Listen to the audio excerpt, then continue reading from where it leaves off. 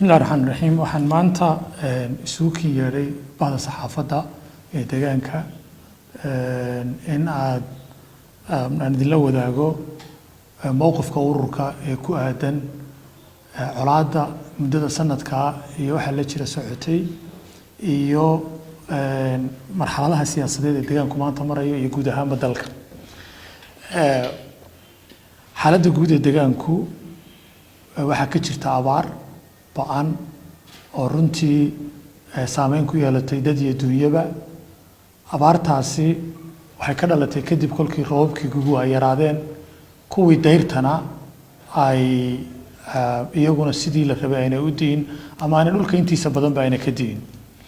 xaalada aadamnimo ayaa halka ka dhalatay waxaan qabnaa in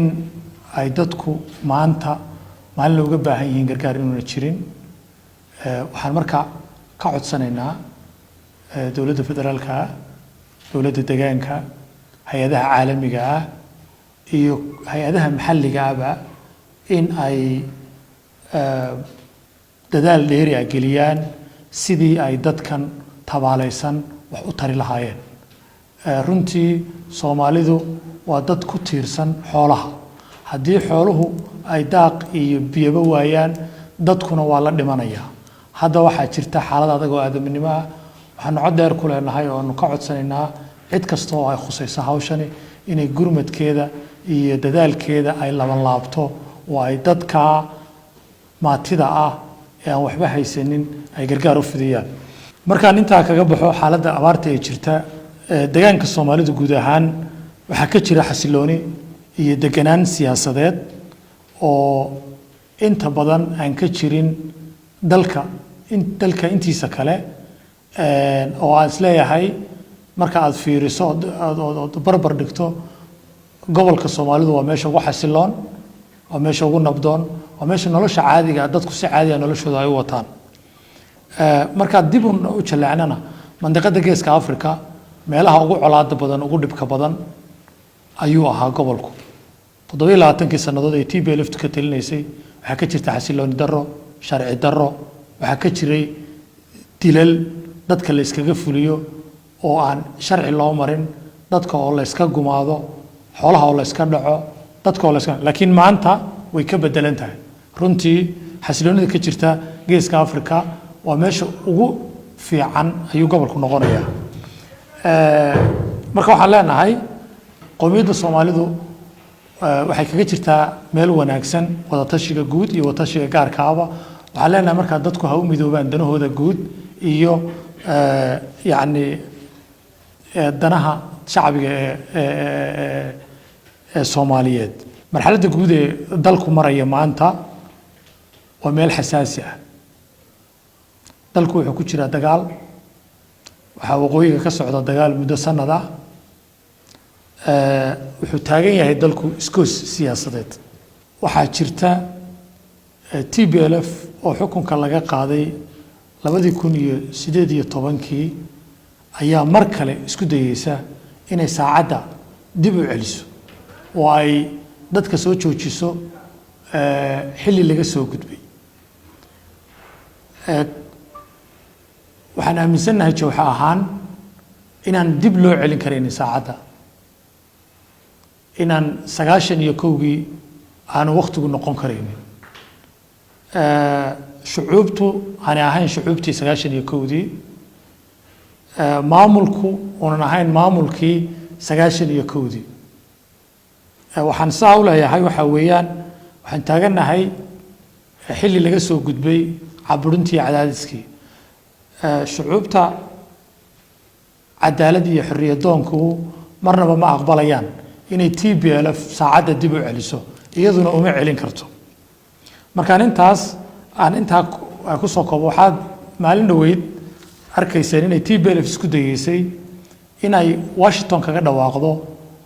EBRDF2 oo la rabo in shucuubtii ay hore u sirtay mar kale ay ka hesho qof iyo labo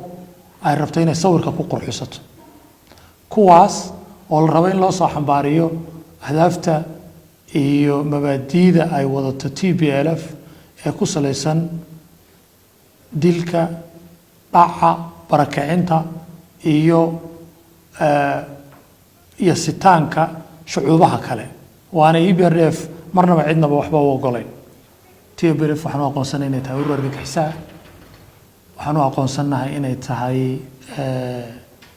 fadhiid siyaasadeed waxaan u aqoonsanahay in wax kasta oo dalka lagaga caabin karayo lagaga caabiyo TPLF dagaalkeeda anagu aan taageersanahay in la dagaalo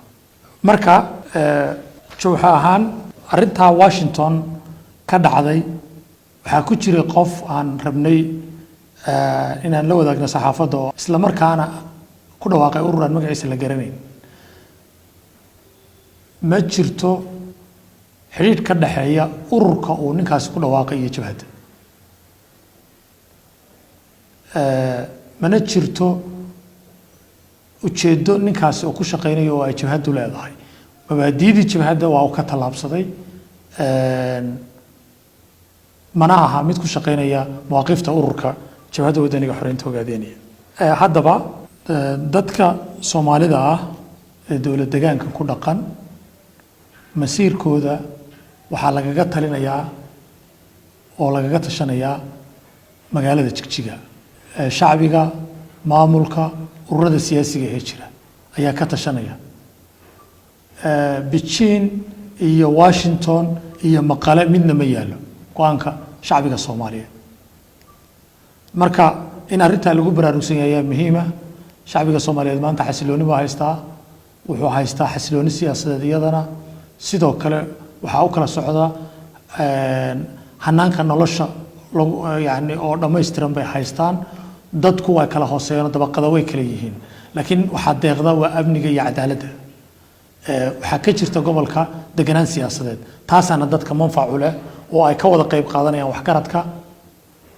odayaasha dhaqanka aqoon-yahanka ururada siyaasiga ah dowladda oo maamulkii ah